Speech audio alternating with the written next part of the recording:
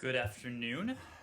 Just a couple things at the top. Not quite as many as yesterday, but I'd like to call your attention briefly to the Secretary's announcement yesterday of the candidacy of Doreen Bogdan Martin to become the next Secretary General of the International Telecommunications Union.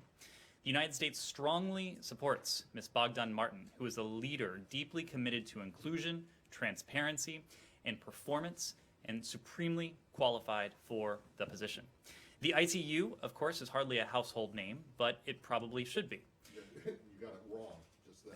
Underscoring, it's the ITU, not CU. I intended to say ITU. I'm sorry if it came out wrong, but the ITU, of course, should be a household name. Every time you use a cell phone, watch television, get the weather forecast, or travel by air or sea, you are benefiting from work done at ITU to coordinate allocation of radio spectrum and facilitate seamless communication between and among countries. If elected, Ms. Bogdan Martin would be the first woman to serve as the ITU Secretary General in the organization's 156 years of existence.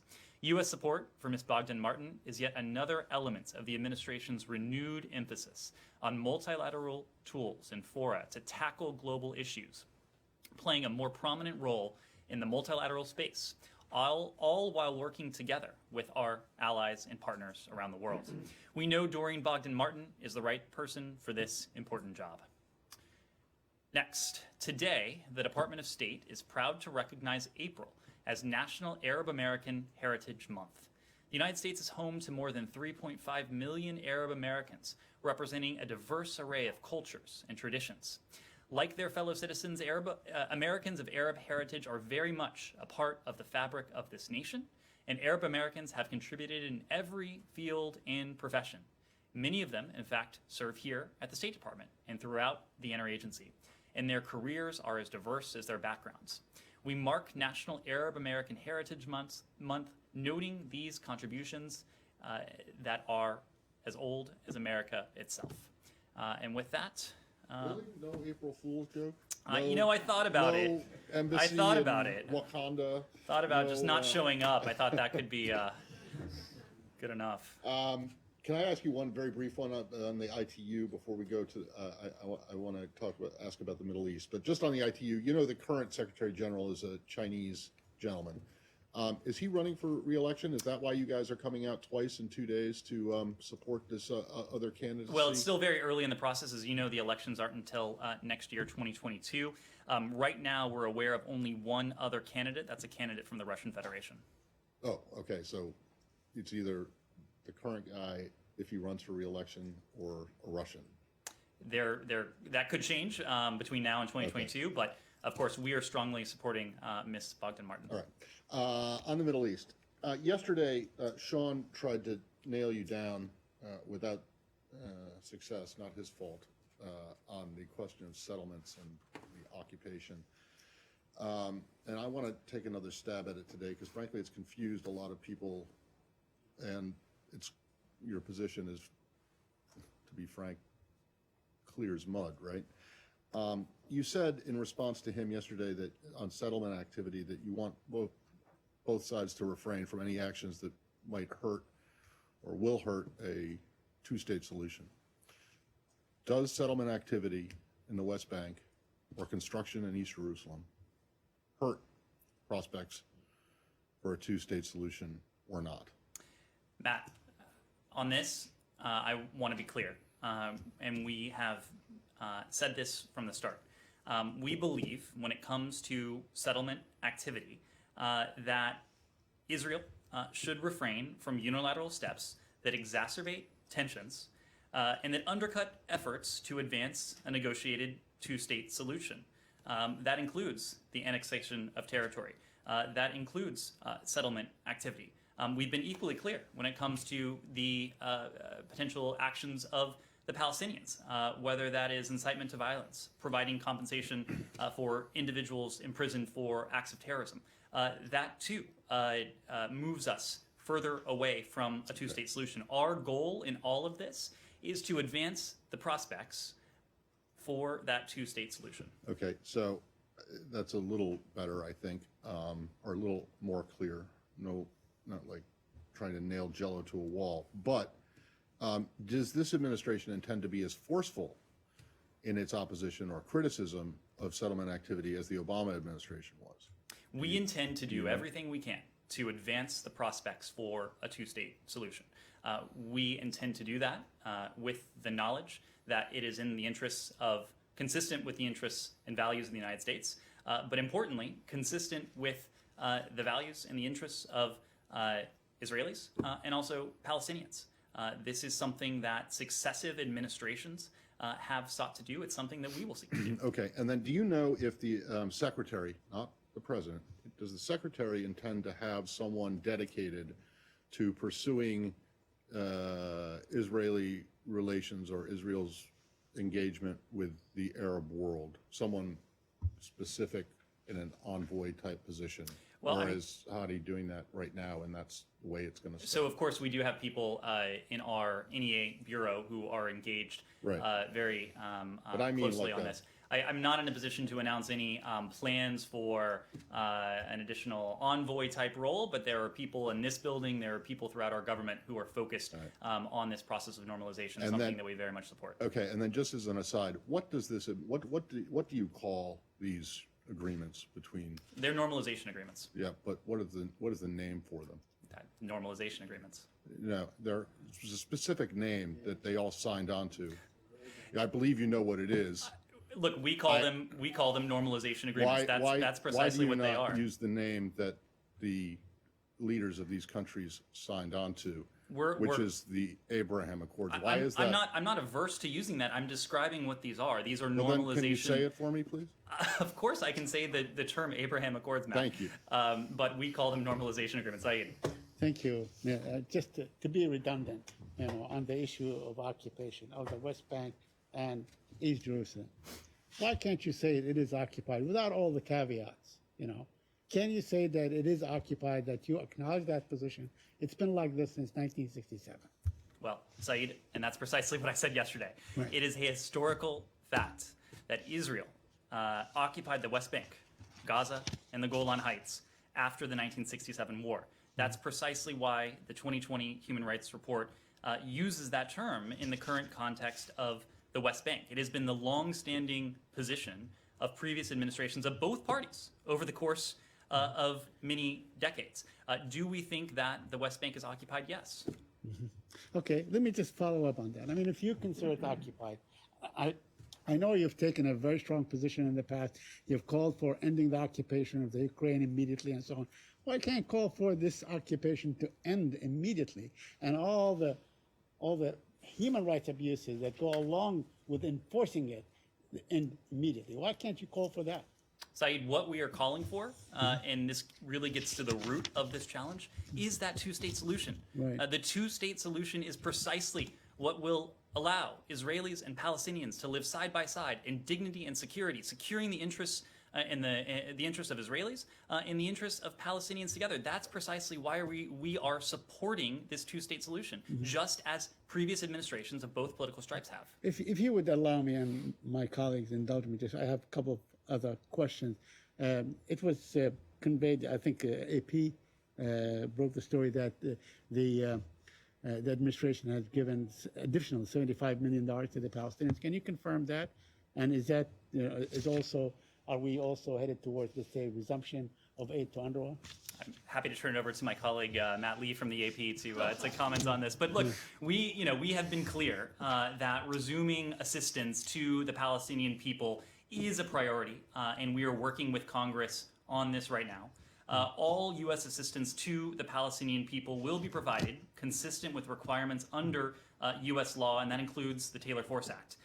We just announced, I believe it was last week, Linda Thomas-Greenfield, our ambassador to the UN, announced $15 million in humanitarian assistance to some of the most vulnerable populations throughout the West Bank and Gaza. That was in the context of COVID.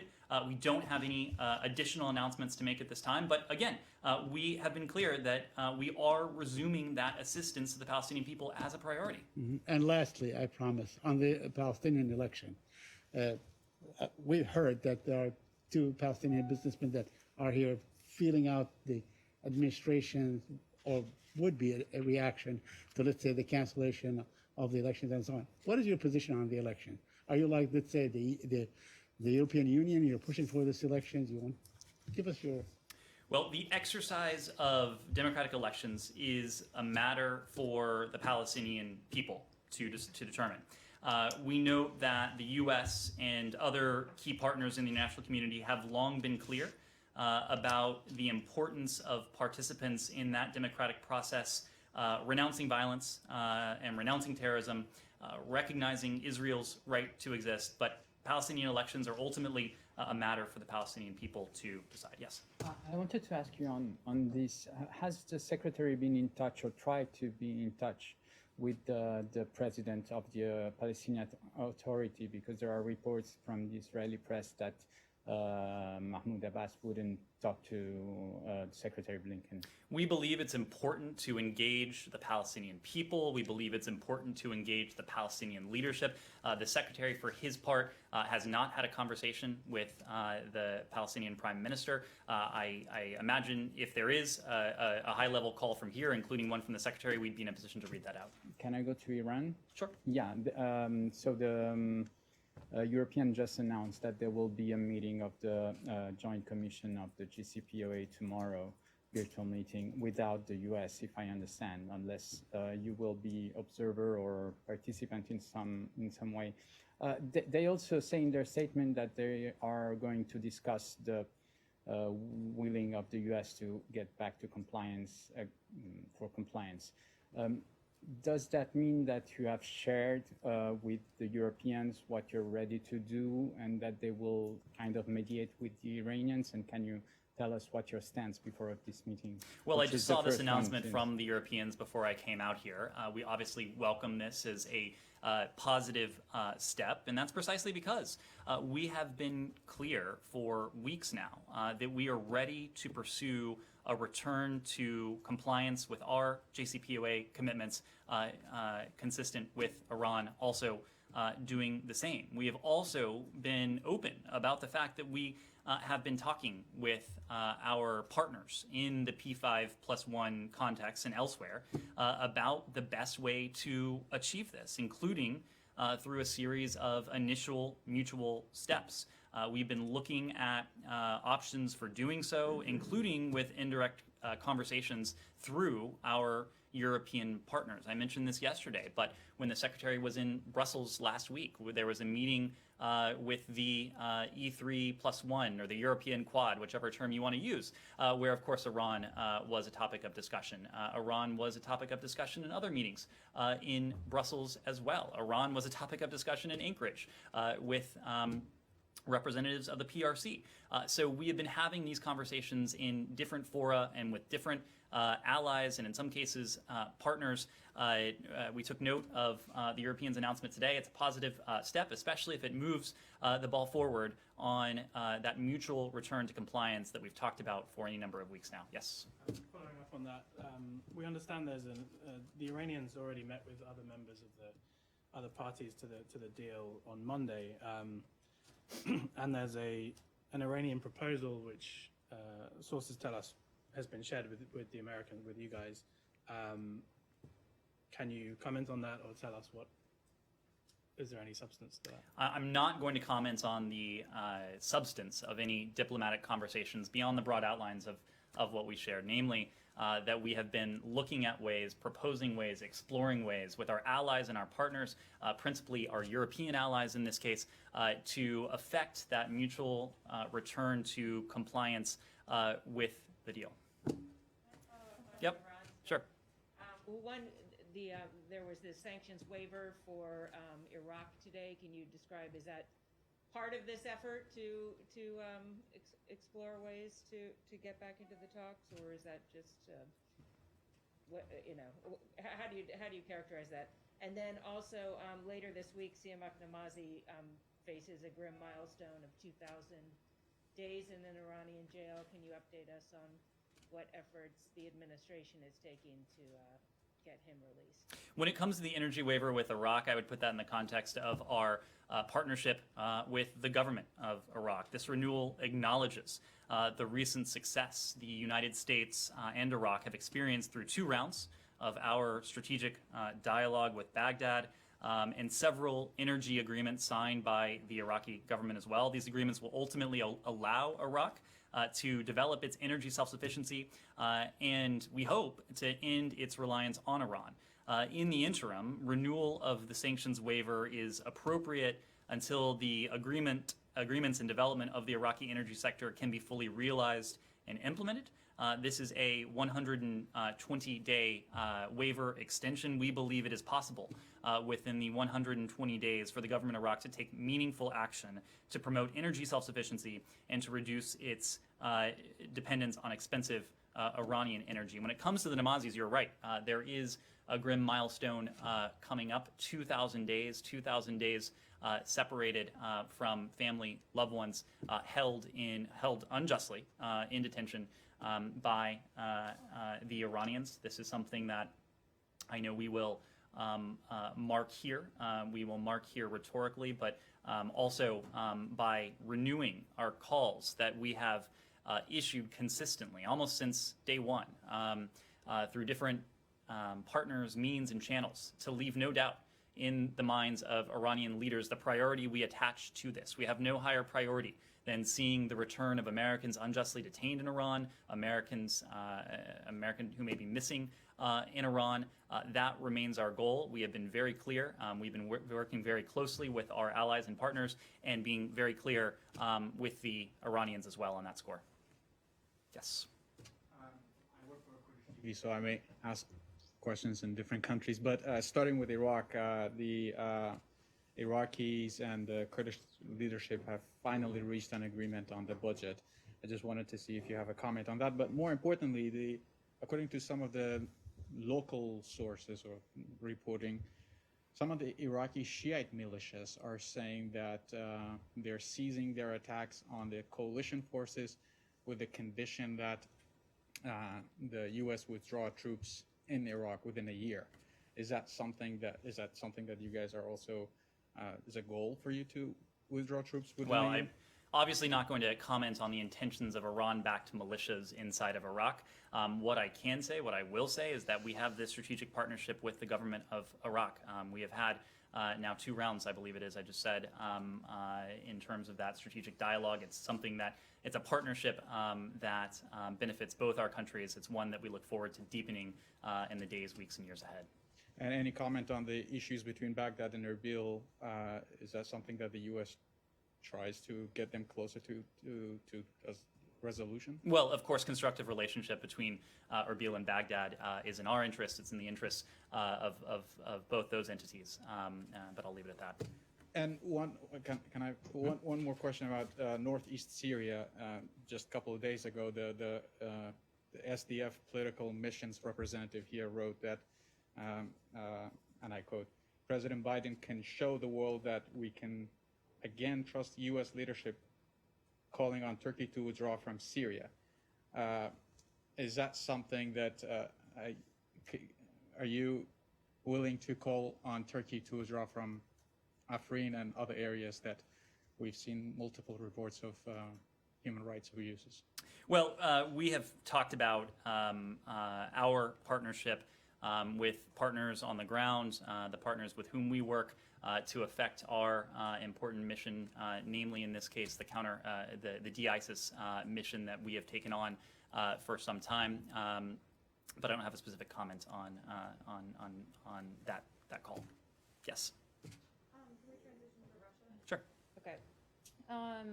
Foreign Minister Lavrov said U.S.-Russia relations have hit bottom today and said there's no date for their ambassador to come back to Washington.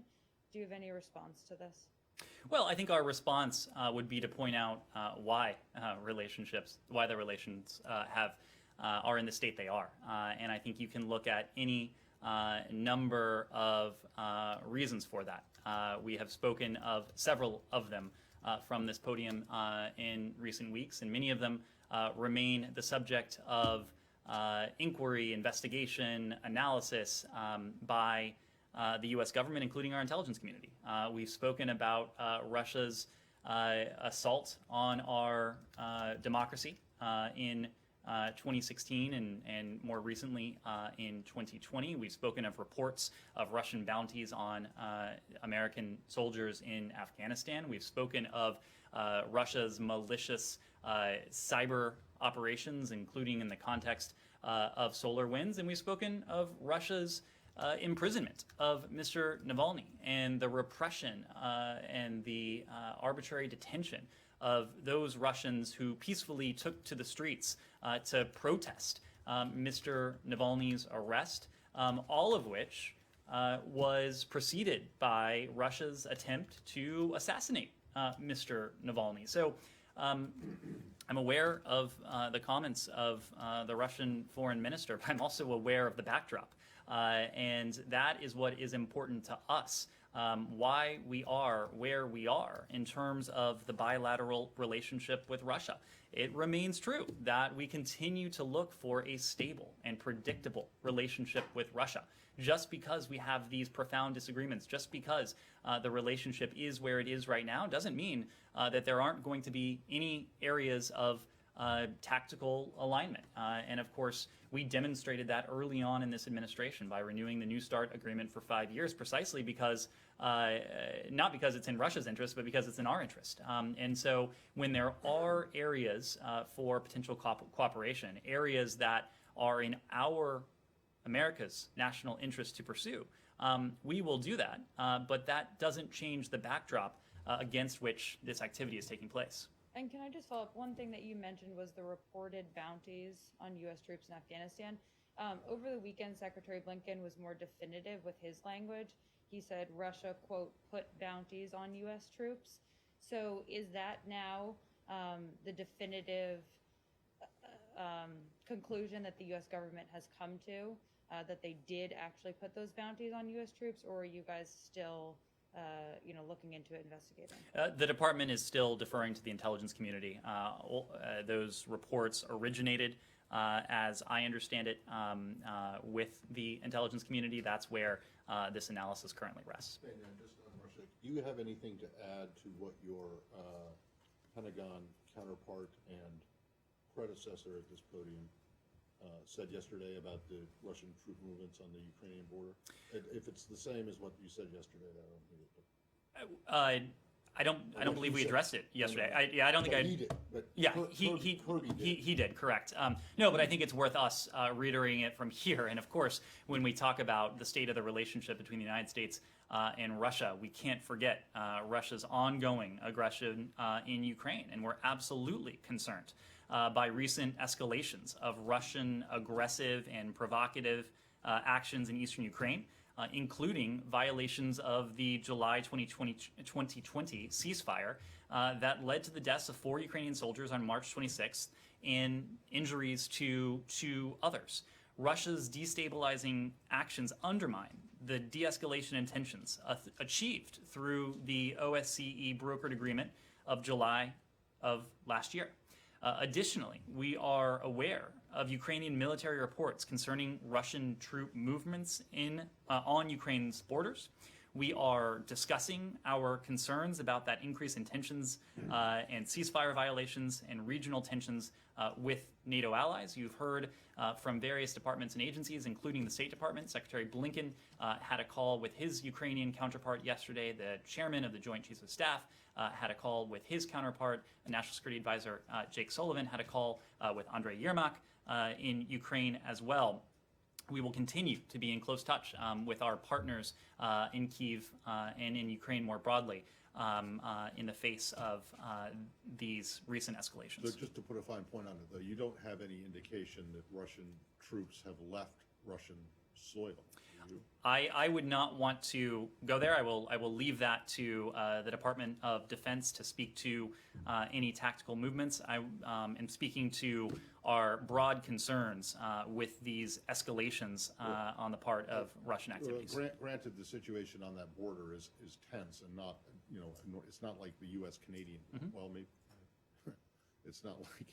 It's a tense border, but in general, you don't have objections to Russia moving its own troops around in its own country. Do you? I don't think anyone is I think what we would object to are aggressive actions, actions that have an intent of intimidating, of threatening our partner in Ukraine. But you've made the conclusion that these movements are intended to intimidate? We have made the conclusion that Russia's recent escalations and aggressive and provocative actions in eastern Ukraine are just that. Well, no, that's eastern Ukraine. That's I'm right. talking about in Russia itself. I am speaking about our concern in terms of Russia's recent escalations and provocations in eastern Ukraine. Right, but I'm talking about the troop movements, which you also talked about. But I think my previous point stands that any efforts to intimidate Russia's neighbors is something that would be. Do you think that the troop movements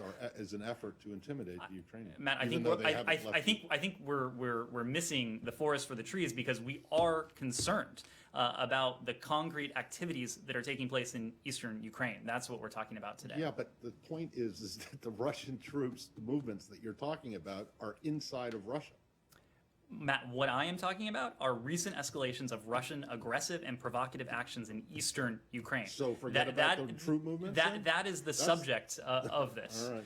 Yes, please. Follow. I'm sorry? Do you include the troop movements in Russia in this escalation? What we are talking about, our concern is predicated on Russian escalations and aggressions in eastern Ukraine. Of course, we would be concerned by any attempt on the part of the Russian Federation to intimidate its neighbors and our partners. Of course, Ukraine is among them. Yes? Thank you. I had a follow-up on Russia, and then I wanted to ask a question about Afghanistan, if Okay. that's possible. You announced today that the U.S. was moving all consular services to the U.S. Embassy in Moscow. I know that there had been a temporary decision along those lines that was notified to Congress in December based on staffing. I wonder if there was any other motivation or reason for making that decision today. Well, we announced today that the Consulate General in Yekaterinburg remains open, while operations at the CG in Vladivostok remain suspended due to COVID. We continue to review our diplomatic presence in Russia to ensure that we're able to carry out our important diplomatic activities, including providing services to American citizens safely and securely in the face of ongoing staffing challenges. We have been in close touch with Congress on this as well. The decision to continue the suspension of operations was made after months of careful review of U.S. foreign policy goals, the state of the bilateral relationship, which we were just discussing, and ongoing staffing challenges, as well as the safety and security of U.S. diplomatic personnel within the Russian Federation. Okay. Does that mean though that you may not close down Yekaterinburg and Vladivostok? We don't have. Look, we hope these because of our strong connection with the Russian people. We hope one day it will be possible to reopen diplomatic missions across the Russian Federation. But we're unable to predict at this point when that might be. Well, yeah, but you're reviewing. I mean, the previous administration, although it was the exact same ambassador who remains, Ambassador Sullivan, made the recommendation to shut them both down.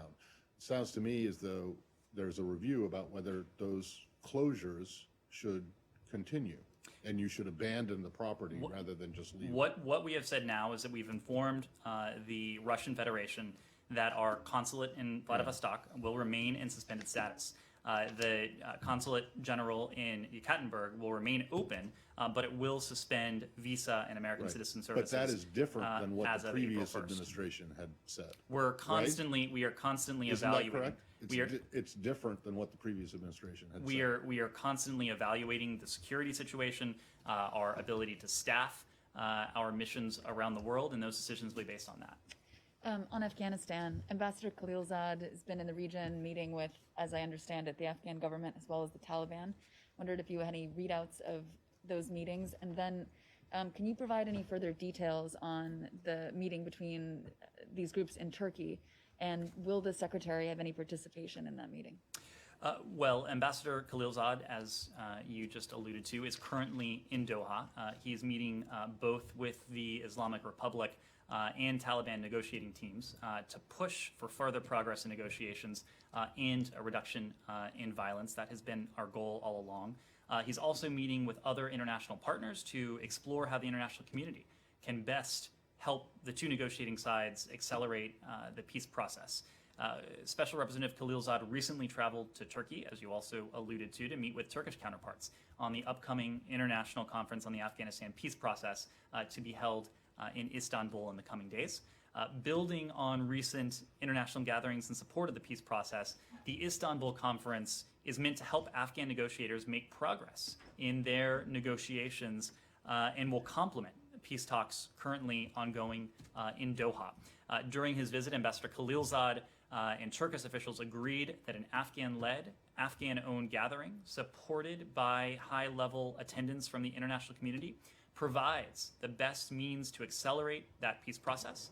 They also agreed to urge the Afghan parties to prepare for constructive participation in that conference. Yes. Thank you. I have two questions, both related to North Korea. First, on the North Korea policy review, I understand it's in the final stages, but how soon can we expect the outcome, and what can we expect to see when the review is done? I mean, is there going to be a statement explaining what the new U.S. approach toward North Korea is going to look like? And my second question is on the meeting tomorrow between the security advisors. The U.S. has said that coordinating U.S. policy with those allies, South Korea and Japan, is a very important part of the review process. Now, does that mean the U.S. policy or approach toward North Korea could change or be modified at least in some way as a result of tomorrow's discussions, given that South Korea just renewed this call for efforts to declare an official end to the Korean War as a way of restarting dialogue with North Korea, whereas the United States seems to believe that that should be part of the end game? Well, Secretary Blinken made this point when he was in Japan and South Korea earlier, I guess it was last month now, but he made this point in Japan and South Korea that we were there not only to share our initial thinking on our approach to issues of mutual concern, and of course North Korea is at or near the top of that list, but also to solicit input from our treaty allies, the ROK and of course Japan. Prior to that trip, Ambassador Sung Kim, the acting assistant secretary for East Asian and Pacific Affairs, held a meeting with a trilateral meeting himself. The meeting that National Security Advisor Sullivan will convene tomorrow with his counterparts, Secretary General Kitamura of Japan and National Security Advisor Soo Hun of the Republic of Korea, follows on Secretary Blinken's engagement in the region last month, where we did emphasize the importance not only of close bilateral cooperation between the United States and the ROK and the United States and Japan, but the imperative of close trilateral cooperation. And we are gratified to see this meeting coming along. It will provide National Security Advisor Sullivan and other U.S. officials an opportunity to hear directly from these senior Japanese and South Korean officials to share again where we are in terms of our review. We did announce several days ago now that that review is coming to a conclusion, but it will also be an opportunity for them to share with us their thinking, their perspective that we have heard at least from other Japanese and South Korean officials during our trilateral engagements here at various levels, but this will be an important opportunity to hear that in person from them at the Naval Academy with their national security advisors. Now, I wouldn't want to prejudge the conclusion of any ongoing review, but we have said that denuclearization will remain at the center of American policy towards North Korea.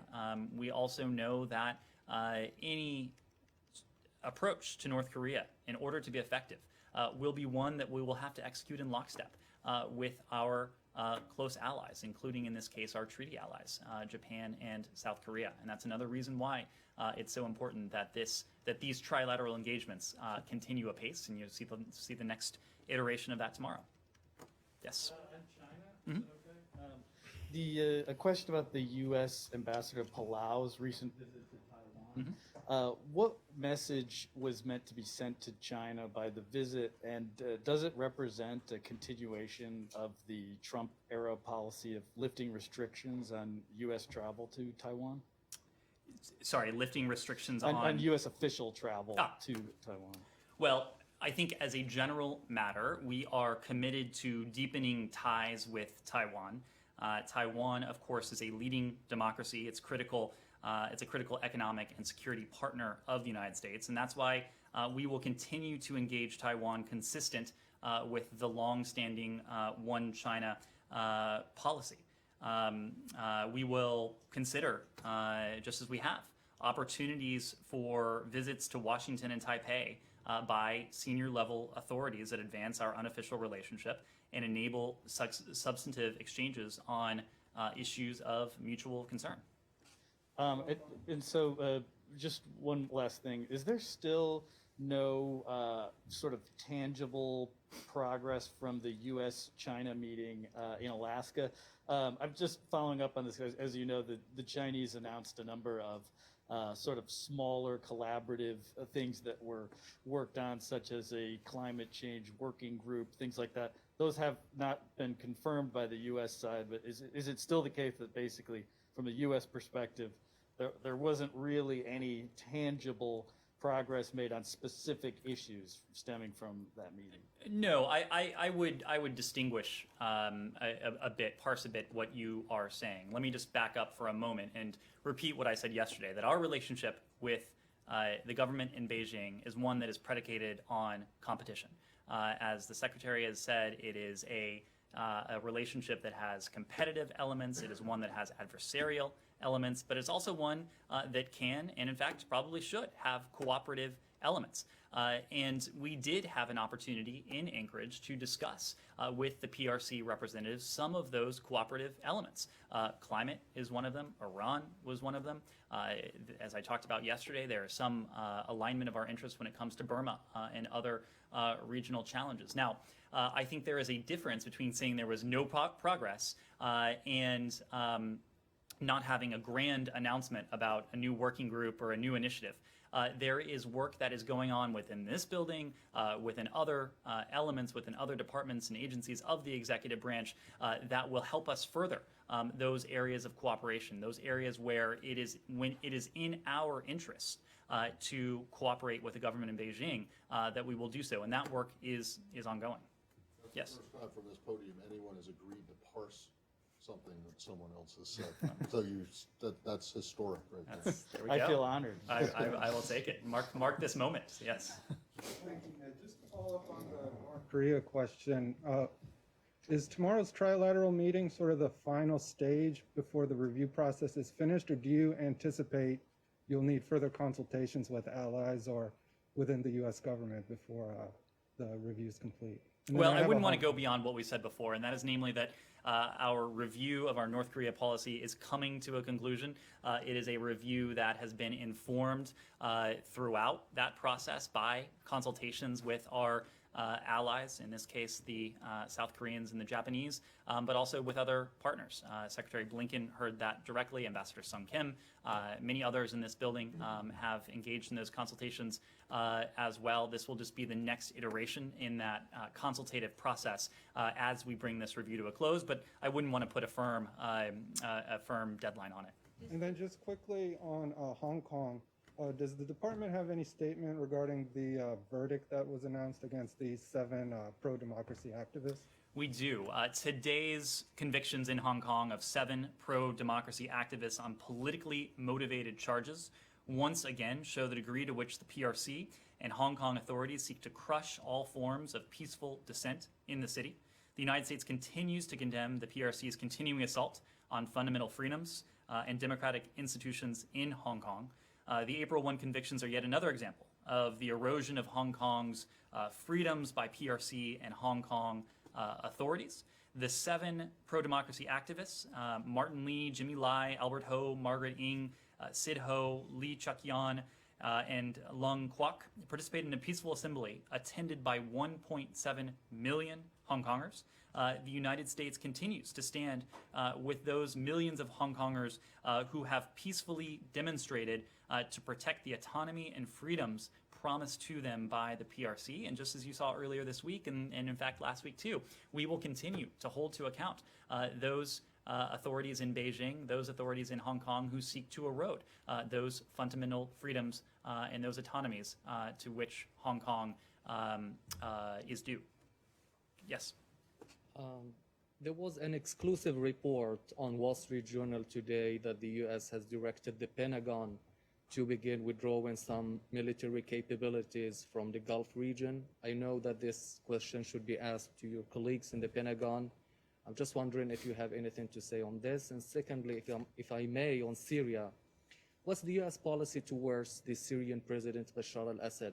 Does the U.S. government think that he shouldn't be part of that country's future? Thank you. Well, first starting with Saudi Arabia, the Department of Defense announced in February, early February, that DoD would conduct a global force posture review of the U.S. military footprint, resources, strategy, and missions at the directive of the President. We, of course, would, in fact, refer you to the Department of Defense for any details there, and especially when it comes to potential troop movements or reallocations.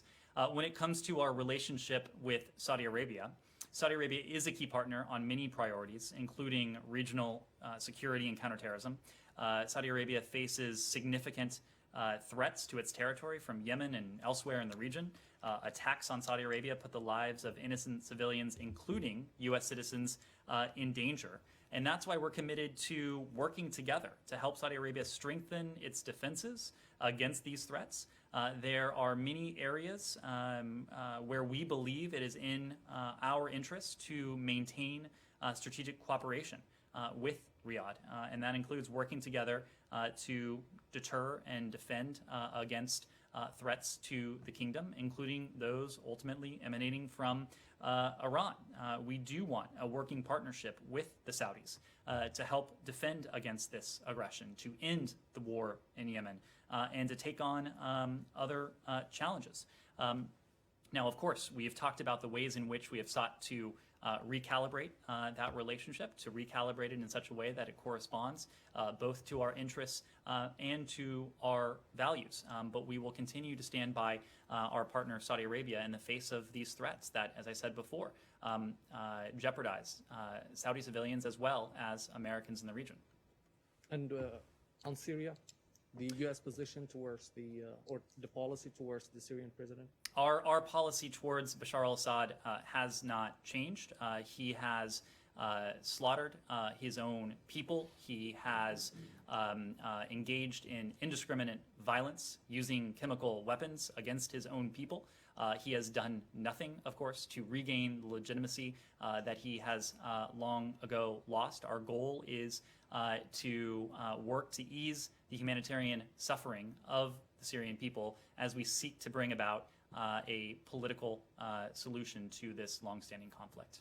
But should he be excluded in any agreement in Syria, or how does the U.S. see the future of President Bashar al-Assad in Syria?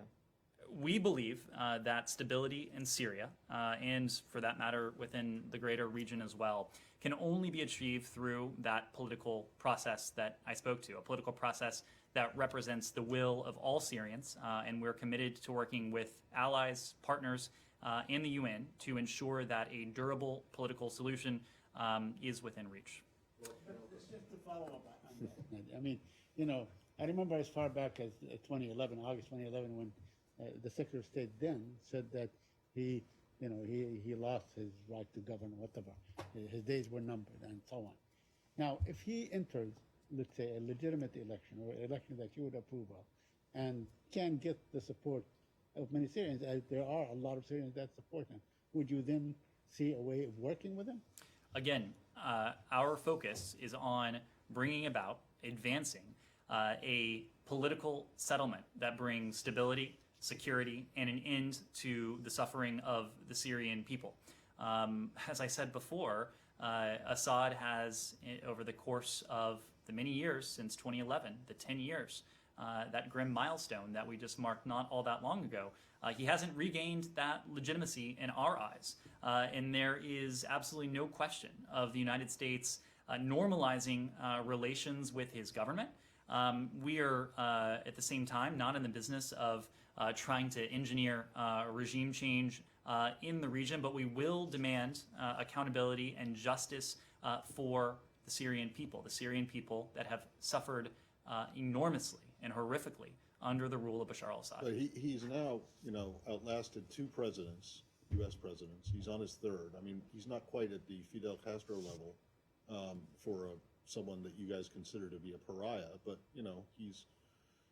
his days have been numbered for thousands and thousands of days now, according to you guys. So the point, I guess the question is, when you say that you will not normalize relations with his government, does that mean that the U.S. will not normalize relations with any government, with a government that he leads? Does he have to go in order for relations to get back to somewhat normal? Matt, I wouldn't want to try and set out what that political settlement would look like here from the podium. What I will reiterate is that our goal is to advance that political settlement to bring precisely the security, stability, and an end to the humanitarian suffering of the people of Syria. Thank you all. Yes, very quickly. Does that also include the SDF having a seat at the table? Again, I'm not going to spell out what that political settlement might look like from here, but we hope to make progress on it. And I should say, you heard from the Secretary earlier this week about the importance of humanitarian access. You heard from Ambassador Linda Thomas-Greenfield about our profound financial commitment to the Syrian people, some $500 million that was announced in U.S. funding just earlier this week. So thank you all very much.